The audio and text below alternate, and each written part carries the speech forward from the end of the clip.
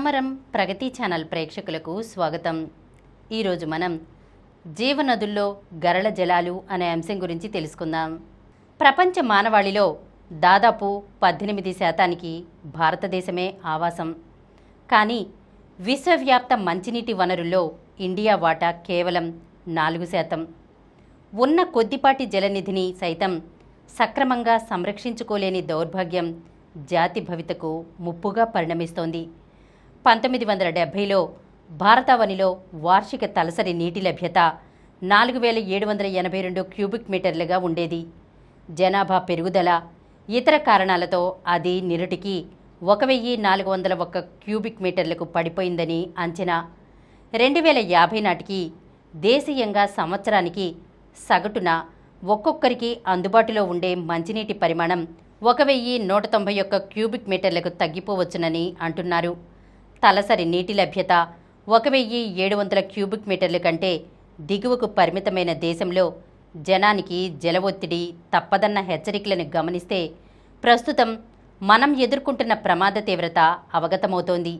ఇదే సమయంలో దేశంలోని 15 ప్రధాన నదీ పరివాహక ప్రాంతాల్లో 11 నీటికి కటకటలాడే దుస్థితికి చేరువలో ఉన్నాయని అధ్యయనాలు వెల్లడిస్తున్నాయి. ఇలాంటి ఆపత్కాలంలోనూ నదీ నదాల్లోకి పోటెత్తుతున్న మురుగు, రసాయన, జీవ, ప్లాస్టిక్ వ్యర్థాలు పరిస్థితులను ఇంకా అధ్వాన్నంగా మారుస్తున్నాయి. నదులు నాగరికతలకు పుట్టిళ్లే కాదు, ఆర్థిక వ్యవస్థలకు ఆరో ప్రాణాలు కూడా. అవి జీవకళ కోల్పోతే జరిగే నష్టం అపారమైనది.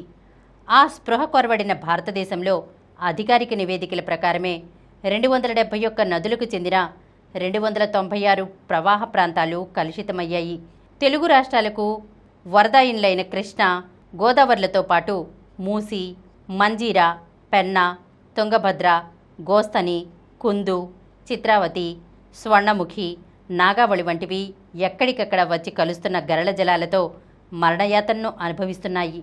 ముఖ్యంగా కృష్ణా, గోదావరి పరివాహక ప్రాంతాల్లో చాలా చోట్ల కాలుష్య స్థాయిలు పెను ప్రమాదకర స్థాయికి చేరాయని, తాగడానికి కాదు కదా స్నానం చేయడానికి పనికిరానంతగా అక్కడి నీళ్లు విషతుల్యమయ్యాయని కేంద్ర జలసంఘమే లోగడ నివేదించింది.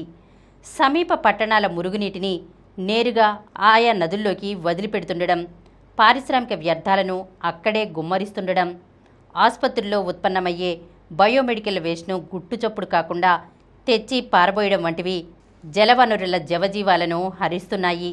ప్రజారోగ్యాన్ని బలి తీసుకుంటూ దేశ ఆర్థిక ప్రగతిని అవి దిగలాగుతున్నాయి. నష్ట నివారణ చర్యల్లో భాగంగా మూసి పునరుజ్జీవన ప్రాజెక్టును తెలంగాణ ప్రభుత్వం తలకెత్తుకుంటే ఏపీ సర్కార్ తాజాగా గోదావరిని కాలుష్య రక్కసిక బంధ హస్తాల్లోంచి విడిపించేందుకు ప్రత్యేక టాస్క్ ఫోర్స్ను ఏర్పాటు చేసింది.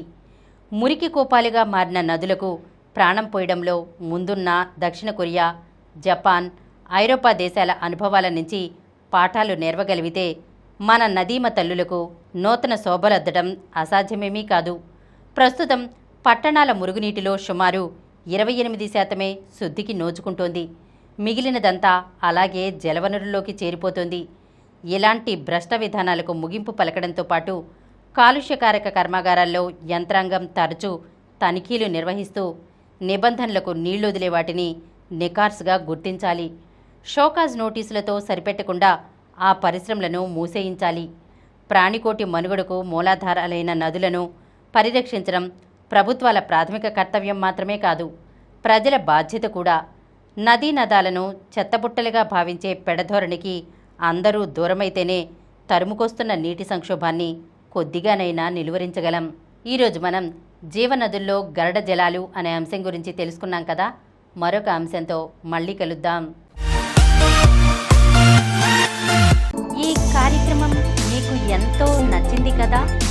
ఇటువంటి మరిన్ని వీడియోల కోసం అనతి కాలంలోనే 21 కోట్ల వ్యూస్ సాధించిన సమరం ఛానల్ సమర్పించు సమరం ప్రగతి ఛానల్కు సబ్స్క్రైబ్ చేయండి, లైక్ చేయండి, మీ ఫ్రెండ్స్కి షేర్ చేయండి.